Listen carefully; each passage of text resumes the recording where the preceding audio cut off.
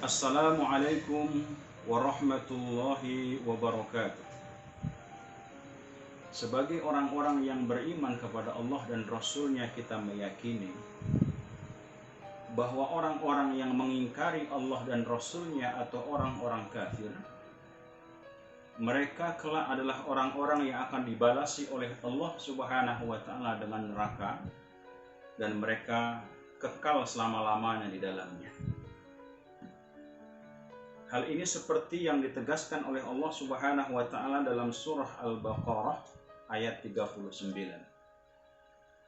Walladzina kafaru wa kadzabu biayatina ulaika ashabun nar hum fiha khalidun. Dan orang-orang kafir dan yang mendustakan ayat-ayat kami, mereka adalah penghuni neraka dan mereka kekal di dalamnya. Kemudian di akhirat kelak, di samping orang kafir, ada orang yang secara zahir kita mengenalnya sebagai seorang muslim. Bahkan identitas dirinya sebagai seorang muslim. Bahkan masyarakat di sekitarnya mengenal dia sebagai seorang muslim. Tapi nanti mereka akan menjadi orang yang diganjari oleh Allah Subhanahu wa Ta'ala dengan neraka. Siapakah mereka? Mereka adalah orang-orang munafik. Tapi tidak semua orang munafik. Karena dalam Islam, munafik itu dibagi dua. Ada munafik amali, ada munafik i'tiqadi. Munafik amali tidak sampai membuat pelakunya dihukumi keluar dari Islam. Adapun munafik i'tiqadi, munafik keyakinan, munafik hati, itu dihukumi dia keluar dari Islam. Maka orang-orang yang mengingkari Allah dan Rasul-Nya dan syariatnya dalam hatinya, meskipun secara zahir dia dikenal sebagai seorang muslim, dia dihukumi sebagai orang kafir, dan dia akan menjadi orang-orang yang kekal dalam neraka jahanam. Di dalam banyak ayat Al-Quran kita menemukan salah satu di antaranya ada dalam surah An-Nisa ayat 138. Kata Allah, Basyiril munafiqina bi anna lahum adaban alima. Berikan kabar berita gembira kepada orang-orang munafik bahwa mereka akan mendapatkan adab yang sangat pedih. Dan di dalam surah yang sama, di dalam penggalan ayat yang ke 140, Allah Subhanahu wa Ta'ala juga menegaskan, Innallaha jami'ul munafiqina wal kafirina fi jahannama jami'ah. Sesungguhnya Allah Subhanahu wa Ta'ala kelak di akhirat akan mengumpulkan orang-orang munafik, munafik i'tiqadi, dan orang-orang kafir akan dikumpulkan semua mereka di dalam neraka jahanam. Bahkan di dalam surah yang sama, Allah Subhanahu wa Ta'ala juga menegaskan bahwa orang-orang munafik itu akan menjadi penghuni-penghuni neraka, dan mereka menghuni neraka yang paling terendah. Kata Allah Subhanahu wa Ta'ala, sesungguhnya orang-orang munafik itu akan dimasukkan oleh Allah ke dalam neraka yang paling rendah. Maka jikalau orang kafir dan orang munafik i'tiqadi sudah memiliki tempat yang pasti dan jelas dalam Al-Quran bahwa mereka akan jadi penghuni neraka selama-lamanya, lantas bagaimanakah orang-orang yang beriman itu? Maka orang yang beriman akan memiliki dua kemungkinan. Kemungkinan yang pertama, orang yang beriman itu ada orang yang akan dimasukkan Allah ke dalam surga, namun sebelum dia masuk ke dalam surga, dia akan masuk ke dalam neraka terlebih dahulu untuk membersihkan dirinya, untuk disucikan dirinya dari dosa-dosa maksiat-maksiat yang pernah dilakukan. Sehingga siapapun orang yang dalam hatinya ada iman walaupun sekecil biji sawi, mereka akan memiliki kesempatan untuk masuk ke dalam surga. Sehingga Rasulullah SAW pernah bersabda, barang siapa yang kalimat terakhirnya La ilaha illallah dakhala jannah, Barang siapa yang kalimat terakhirnya kalimat tauhid la ilaha illallah, dia akan masuk ke dalam surga. Nah, kualitas iman seseorang hamba, lama sebentarnya seseorang dalam neraka tentu tergantung bagaimana upaya dia untuk membuktikan nilai-nilai keimanannya. Jikalau amal solehnya banyak, kalaupun dia masuk ke dalam neraka, tidak akan lamalah waktunya. Namun jikalau timbangan kebaikan itu jauh lebih sedikit, kemaksiatan dosanya kepada Allah Subhanahu wa Ta'ala banyak, dia akan masuk ke dalam neraka dalam waktu yang cukup lama, walaupun pada akhirnya orang-orang ini akan dimasukkan oleh Allah Subhanahu wa Ta'ala ke dalam surga. Imam Al-Ghazali dalam Minhajul Abidinnya menyebutkan satu hadis Nabi Muhammad SAW. Allah perintahkan kepada para malaikat, wahai malaikat, lihatlah di antara hamba-hambaku yang dalam hati mereka ada iman seberat, walaupun seberat biji sawi yang paling kecil, keluarkan mereka dari surga, dari neraka, dan masukkan mereka ke dalam surga. Inilah yang menjadi dalil bahwa orang-orang yang beriman, walaupun sekecil apapun nilai imannya dalam hatinya, sepanjang dia tidak mengingkari, tidak kafir kepada Allah dan Rasul-Nya, masih ada peluang ke dalam surga.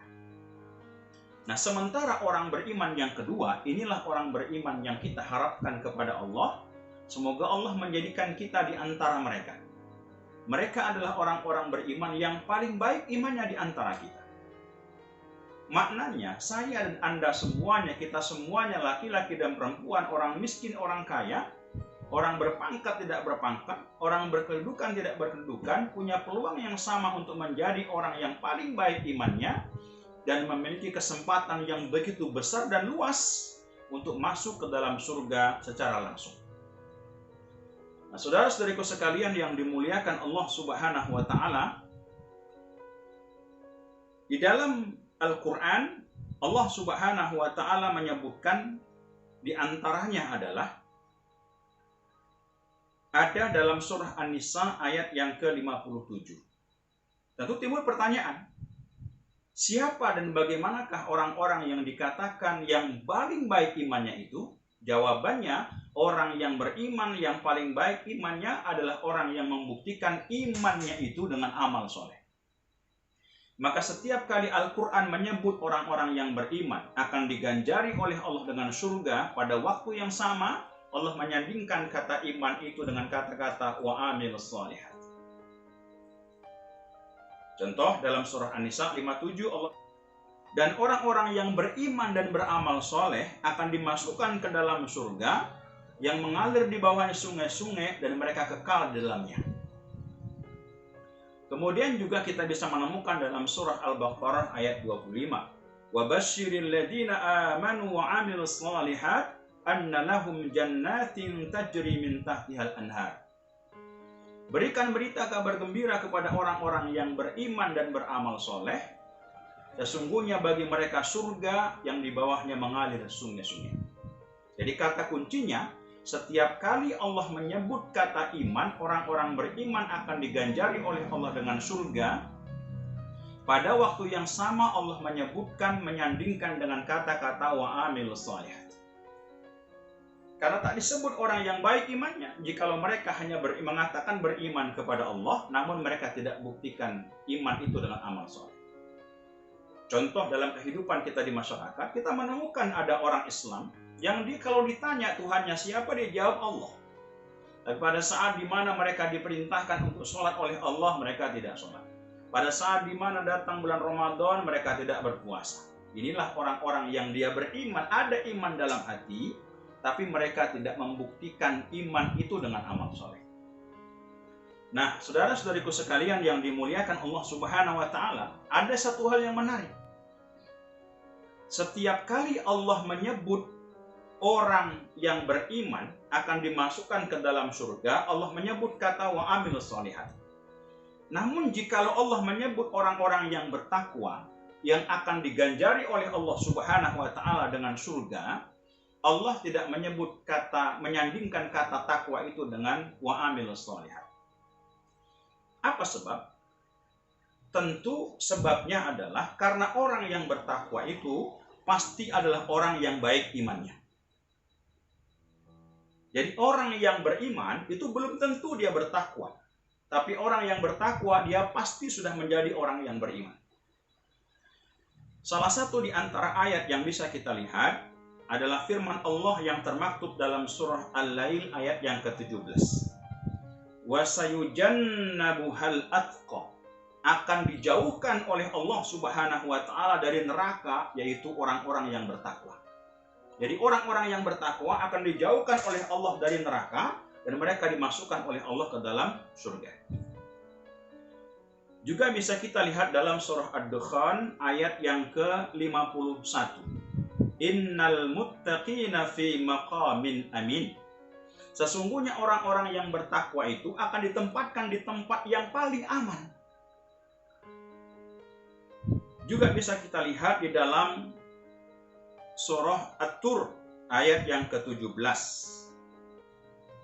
Innal muttaqina fi jannati wa na'im. Orang-orang yang bertakwa itu akan dimasukkan ke dalam surga yang penuh dengan kenikmatan. Nah, saudara-saudariku sekalian yang dimuliakan Allah Subhanahu wa taala, juga ada dalam surah Ad-Dariyat ayat yang ke-15. Innal muttaqina fi jannati wa uyun. Sesungguhnya orang-orang yang bertakwa itu akan dimasukkan ke dalam surga, ke dalam taman yang di sana akan banyak mata air yang menjadi hiasan keindahan daripada surga itu sendiri.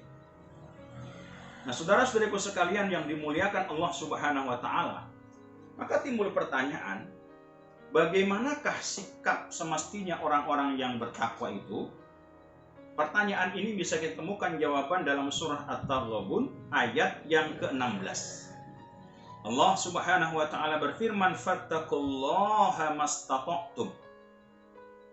Maka bertakwalah kalian kepada Allah dengan kesanggupan kalian. Kata para ulama, makna kesanggupan di sini bukan berarti tanpa ikhtiar. Makna kesanggupan di sini bukan berarti pasrah dengan apa adanya. Tapi kata para ulama, makna dari kata-kata mastata'tum itu adalah full ikhtiar, full usaha, full upaya. Ikhtiar apa? Upaya apa? Orang-orang yang bertakwa itu adalah orang-orang yang berupaya untuk menjadikan semua anugerah-anugerah Allah, anugerah fisiknya dengan keindahan penciptaan Allah, anugerah harta yang Allah berikan, anugerah waktunya, anugerah ilmunya, anugerah kehidupannya, anugerah kedudukannya, anugerah jabatannya, anugerah semua anugerah yang ada akan digunakan oleh orang-orang yang bertakwa itu untuk mendekatkan diri kepada Allah Subhanahu wa taala. Maka siapapun kita yang dianugerahi oleh Allah Subhanahu wa taala paras yang elok, maka gunakanlah untuk mendekatkan diri kepada Allah. Karena pada waktu yang sama, ada orang yang paras, yang elok yang Allah berikan kepada dirinya, justru dia gunakan untuk mendurhakai Allah. Siapapun di antara kita yang dianugerahi oleh Allah Subhanahu wa taala jabatan, kedudukan di dunia ini, maka orang yang bertakwa itu akan berupaya menjadikan kedudukan itu, jabatan itu, sebagai upaya untuk mendekatkan diri kepada Allah Subhanahu wa taala, memperjuangkan kebenaran. Dan siapapun di antara kita yang dianugerahi oleh Allah harta baik sedikit, apalagi jikalau harta itu banyak, maka kita akan berupaya sekuat tenaga untuk menggunakan harta itu semakin mendekatkan diri kepada Allah Subhanahu wa taala. Dan salah satu di antara kewajiban harta yang Allah tetapkan kepada kita adalah infak. Ada infak wajib, ada infak sunnah. Maka orang yang bertakwa, jikalau dia mendapatkan harta yang sudah sampai nisab zakatnya, maka dia akan keluarkan 2,5%. Dan orang yang bertakwa itu, kalau mereka mendapatkan harta yang belum sampai nisab zakat, dia akan keluarkan dari harta itu walaupun terserah jumlahnya. Sebagai ulama, kita tetap boleh untuk menggunakan standar minimal 2,5%. Pendapat ini salah satunya adalah dikemukakan oleh salah seorang gurunya Imam Syafi'i. Ketika suatu hari Imam Syafi'i bertanya kepada gurunya tentang zakat, kalau bagiku pendapatku bahwa zakat itu adalah kewajiban kita kepada Allah Subhanahu wa taala, dan harta itu baik sedikit ataupun banyak itu pasti ada nilai syubhatnya. Maka jikalau harta itu sedikit atau banyak ada nilai syubhatnya, maka bagi saya akan keluarkan 2,5% dari harta yang saya dapatkan, dan itu pemberian dari Allah Subhanahu wa taala. Nah, saudara-saudariku sekalian yang dimuliakan Allah Subhanahu wa taala, nah kita sudah mengetahui di sini ada orang kafir, ada orang munafik, i'tiqadi akan diganjari oleh Allah neraka selama-lamanya. Ada orang yang beriman akan dimasukkan ke neraka baru kemudian masuk ke dalam surga. Dan ada orang yang beriman yang tidak akan pernah mengicipi azab neraka yang begitu dahsyat dan mengerikan, tapi mereka akan diganjari oleh Allah Subhanahu wa taala masuk ke dalam surga secara langsung. Mereka adalah orang-orang yang mengatakan beriman kepada Allah dan Rasul-Nya, mereka buktikan dengan amal soleh. Atau kata sederhananya, orang-orang yang paling beriman membuktikan iman dengan amal soleh itu, mereka adalah orang-orang yang bertakwa kepada Allah Subhanahu wa taala. Semoga bermanfaat. Jazakumullah khairan katsiran. Assalamualaikum warahmatullahi wabarakatuh.